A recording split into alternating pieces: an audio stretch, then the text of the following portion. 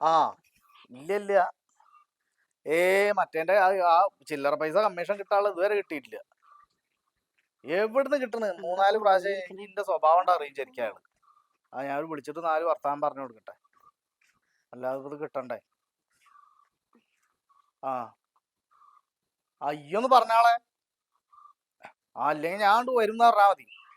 ആ ശരി. ആ പറഞ്ഞു. ശരി എന്നാ ഓക്കെ. എന്താ ഒരു ഫോൺ ചെയ്യല്? എന്താണെന്ന്? ഒന്നുമില്ല, അവിടെ ഇരുന്നപ്പോ ഇങ്ങോട്ട് പോന്നതാ. എപ്പോഴേ ബോധം വന്നത് ഒരു സ്ഥലമൊക്കെ ഉണ്ട് എന്നുള്ളത്? താത്തിമ്മക്ക് എന്തേ? അവര് ഡ്രസ്സ് എടുക്കാൻ പോയിരിക്കണ കുട്ടികളെ ഇട്ട് പെരുന്നാളല്ലേ. ആ കേറിക്കോളെ.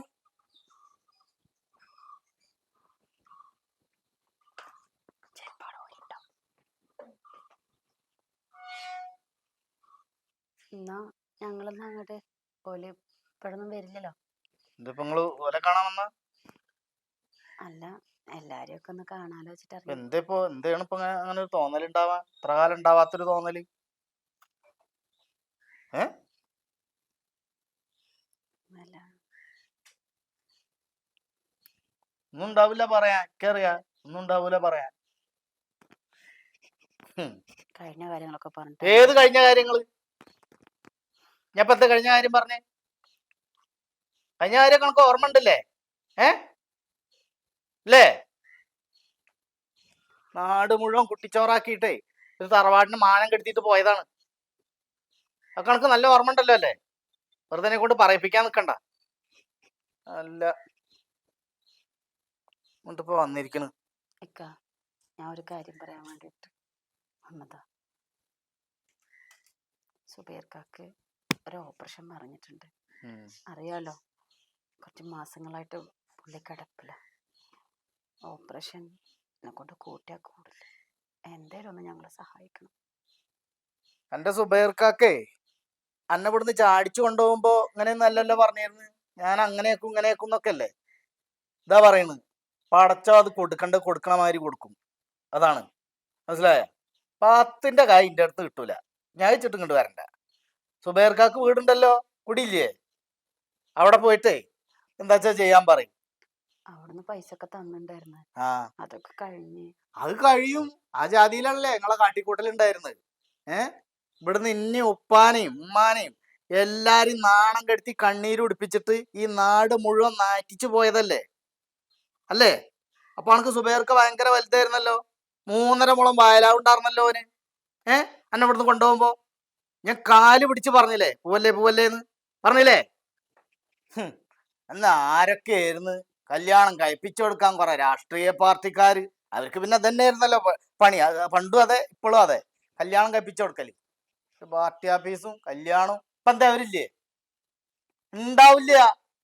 അവനാനെ ഒരു പ്രശ്നം വരുന്ന സമയത്ത് ആരും ഉണ്ടാവില്ല. അത് നിങ്ങൾ അന്ന് മനസ്സിലാക്കിയില്ല.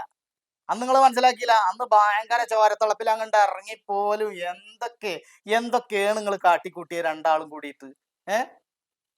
ഭയങ്കരല്ലായിരുന്നു കഥ. ഇപ്പൊ കുട്ടികളായി, ചെലവായി, സുബൈർക്കാക്ക് സൂക്കടായി. അപ്പൊ നിങ്ങക്ക് തറവാടും വീടും ഒക്കെ ഓർമ്മ വന്നു. ഇപ്പൊ ഉപ്പല്ല, ഉപ്പ പോയില്ലേ? അന്റെ ഒരൊറ്റ കാരണം കൊണ്ട് ഉരുക്കിയിട്ടാണ് തന്ത പോയത്. മനസ്സിലായ?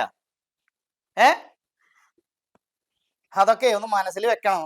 നമ്മളോരോരോ കാര്യങ്ങൾ ചെയ്യുമ്പോഴേ ഞാൻ ഇന്നതാണ് ചെയ്യുന്നത്, അതുകൊണ്ട് എനിക്ക് ഇന്നെ കൂലിയാണ് കിട്ടാൻ പോണെന്നുള്ളത് ആദ്യം ഒരു ബോധം വേണം. ആ ബോധം ഉണ്ടായില്ല അനക്ക്. അണക്കുണ്ടായില്ല, അന്നെ ഇവിടുന്ന് ചാടിച്ചുകൊണ്ടുപോയാലും ഉണ്ടായില്ല. അപ്പൊ ശവാണെന്നുള്ള ഉറപ്പായില്ല ഇപ്പൊ? അതന്നെ പറഞ്ഞ്. ഒന്ന് സഹായിക്കാൻ ഞങ്ങളോട് ഞാൻ പറഞ്ഞു. 10ന്റെ കായിന്റെ അടുത്ത് കിട്ടൂല, അത് വിചാരിക്കണ്ട. ഞാൻ അന്ന് നിങ്ങളെ കാല് പിടിച്ചില്ലേ, ആ കാല് പിടിച്ചതാണ് ഇപ്പൊ ജി വന്ന് പിടിക്കണത്. ഇത് പടച്ചോനായിട്ട് എനിക്ക് തന്നാണ്. നല്ല ഓർമ്മ ഉണ്ടായിക്കോട്ടെ.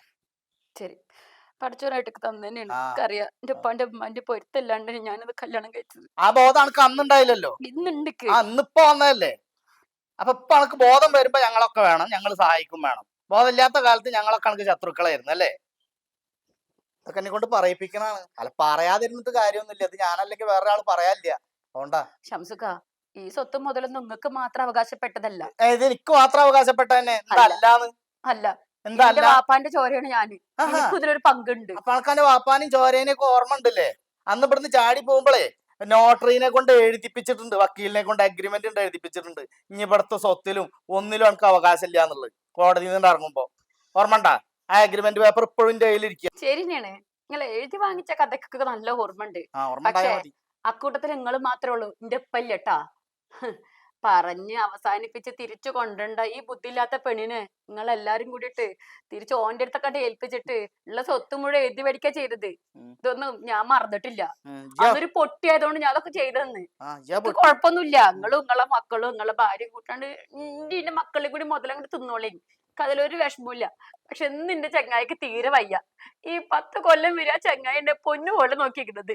ഒരു പക്ഷെ നിങ്ങളില്ല എന്നെ ഇങ്ങനെ നോക്കിയിട്ട് അതിനേക്കാളും നന്നായിട്ട് എന്നെ നോക്കിയത്. പക്ഷെ ഇന്ന് അയാൾക്ക് തീരെ വയ്യ. അയാൾ കടപ്പിലാണ്. അതുകൊണ്ടൊരു സഹായത്തിന് നിങ്ങളുടെ അടുത്തേക്ക് ഞാൻ വന്നത്. പക്ഷെ ഇനി ഈ പണി ഞാൻ കേറില്ല. ഒന്നോർത്ത് എന്റെ പൊന്നാങ്ങളാ, ഇത് എന്റെ മക്കളിലും കൂടി അവകാശപ്പെട്ട ഒരവകാശം ഇല്ല. ഞാൻ പറഞ്ഞിട്ടുണ്ട് അഗ്രിമെന്റ് പേപ്പർ വേണമെങ്കിൽ നമുക്ക് ഇപ്പൊ കാണിച്ചു തരാം. എന്റെ പൊന്നു മോനെ, ഒരു കാര്യം മനസ്സിലാക്കിക്കോ. ഇവിടെ മാത്രല്ല കോടതി, നാളെ മരിച്ച് മനുഷ്യരെ ചെന്ന് അവിടെ ഉണ്ട് ഒരു കോടതി. ആ കോടതിയില് അതില് ഇതിന്റെ പാതി അവകാശമൊക്കെ തന്നെയാണ്. ആ. പക്ഷെ ഇക്ക് വേണ്ട, നിങ്ങൾ അങ്ങോട്ട് തിന്നോളി. തരുണില്ല. ഇപ്പൊ ഭാര്യയും മക്കളൊക്കെ കൂടിയിട്ട് ഷോപ്പിംഗ് ഇറങ്ങിയിട്ടുണ്ടല്ലോ. എല്ലാരും കൂടി ഇങ്ങനെ ജീവിച്ചോളി. ഇനി ഈ കുറിച്ച് ഈ പണി കയറില്ല ഈ മുതലും ചോദിച്ചിട്ട് എനിക്ക് അവകാശപ്പെട്ട് തരേണ്ട ആൾക്കാരൊക്കെ പോയി കഴിഞ്ഞ് എനിക്ക് നിങ്ങളെ മുതല് വേണ്ട. അവര് പോണവരെ എവിടെയായിരുന്നു? ഞാൻ എവിടെയാണെങ്കിലും ഇന്റെ ഇനി ഞങ്ങളുടെ കാല് പിടിക്കാൻ ഇനി ഞാൻ വരില്ല. അത് വന്നിട്ട് ഞങ്ങൾ കാര്യമില്ല. ചത്തു പോയിക്കാണെങ്കിലും ശരി. ആ. വരങ്ങണ്ട് മനുഷ്യനെ നാറ്റിച്ചിട്ടേ കുടുംബം കുട്ടിച്ചോറാക്കി പോയതാ. ഇപ്പൊ കേറി വന്നിരിക്കാണ്. അല്ല ഇതൊക്കെ ഇങ്ങനെ തന്നെയല്ലേ വരുള്ളൂ. പൊകഞ്ഞ പള്ളി പുറത്തന്നെ. ഓട്ടാ പോ.